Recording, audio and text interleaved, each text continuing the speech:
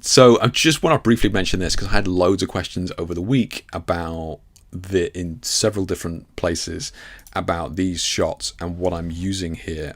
Typically not to do with the article that I wrote about, which normally happens, but people are asking about diffusion, and which we just kind of talk about here, smoke and haze and all that sort of stuff as well. Like, kind of what are the differences? So people were asking what sort of filter I'm using here. This is no filter at all. This is all haze. So all of this is just haze in the room. That's it. There's nothing on the lens at all. And one of the reasons to use haze over a lens filter is going to be depth, right? So there's going to be more hazy back here than it is here, right? Because as the shot, looking into the room. So this is why for kind of setups like this, I mean, this is a fake setup in a studio, but there's still depth in there. I've got an image projected back here, and I've got curtains, then I've got a gap, then I've got the lamp, then I've got her, and I've got the arm of the chair, and so we're seeing this kind of depth into the image, and this is where haze can really have an effect over a lens filter that would just give you just a very uniform amount of diffusion, right? So that's kind of a haze, yeah. I asked about the bulbs. You did ask about the bulbs. You did, Vlad. Yeah, you did. Yeah. Vlad was asking about these bulbs. He asked, were they LED bulbs or were they actual tungsten incandescent bulbs? And the reason why he asked is because in certain countries, incandescent bulbs is pretty much outlawed, right, for energy conservation, all that sort of stuff as well. So it's actually kind of difficult to get hold of tungsten bulbs now. So we're not in the EU here, so I don't think it's a major issue here, but I know that they are shunned. Everybody is switching to LED bulbs in the home, and because it saves you money, right? But for lighting on the skin and that sort of stuff, incandescent bulbs all day. I would never use an LED bulb here on the skin. No way. So yeah, Vlad was just asking about that sensibly. Yeah. So smoke, right? People ask about smoke and that sort of thing. I had a lot of questions about the smoke, going, well, is it smoke? So this is what smoke looks like, right? It's very three-dimensional, chunky, billowing type of smoke, right? So it looks like somebody is kind of smoking a cigarette sort of thing, right? And it's kind of more, you kind of get it here, but it's a little bit more billowy, more like it's heavily focused here and less over here and that sort of stuff. So smoke is this kind of billowing type effect. I don't use it very often just because I don't like it, and so this is kind of dissipated a little bit here, but here you can see it's very structured, right? So very kind of three-dimensional, has this structure to it, and you immediately, when you look at it, you go smoke, right? As opposed to haze, which you shouldn't really notice. So this is kind of interesting because so Smoke Ninja, if you've seen it, the little handheld smoke machine. So I was given one, and I was kind of told to, or asked to, take some shots with it and that sort of stuff, and share it. I was like, okay, cool, yeah, handheld smoke machine, pretty good, and it is great. It's phenomenal. But the way that I use it is for haze, right? So I give them images that look like this, and they're like, "Where's the smoke?" So it's really kind of interesting that for me, when I'm using haze and that sort of thing, I really don't want the first thing you look at to be smoke, right? I really don't want it to be like, oh, they're using smoke, which is what all the advertising images for Smoke Ninja looks like. It just looks, yeah, you just got a handheld smoke machine like in the background. That's exactly what it looks like, and I'm trying to kind of avoid that. So if you want that type of look, it's fine, use a smoke machine, but it's going to be very three-dimensional like that.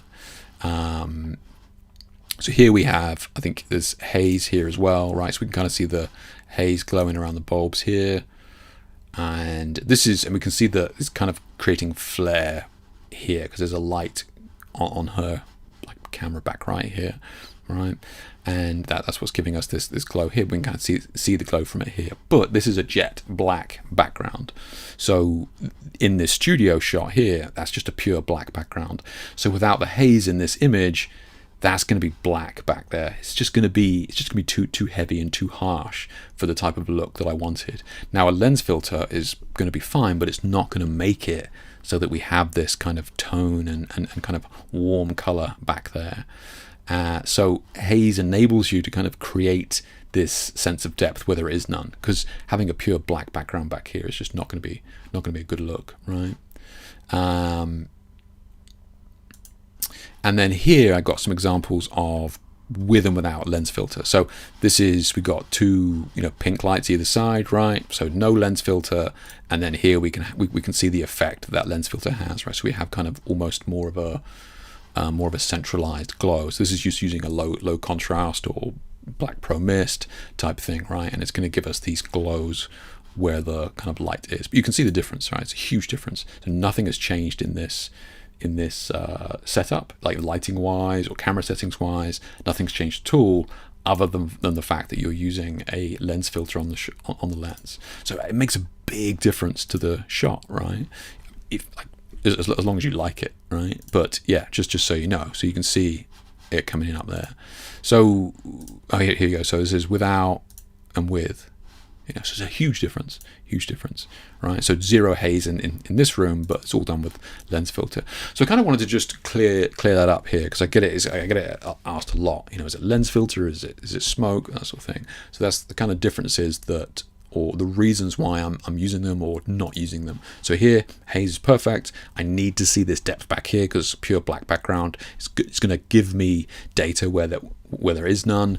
Right here, we're creating interest in the top of frame here, just giving us some extra depth here where there kind of may not be any, typically. Yeah, and then here we've got this kind of billowing, kind of very obvious smoke effect. Yeah. 20 Rothmans.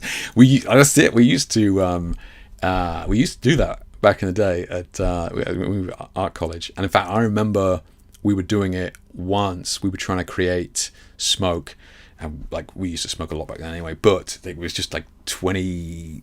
I think we had menthols as well. It was horrendous, and we were just right, it's just light 20 cigarettes to try and get the smoke going, and we put them in the ashtray. And for some reason, right, we had just the ashtray. It was a large glass ashtray, and just with all the lit cigarettes around the outside creating smoke. Right, I mean this is not advised.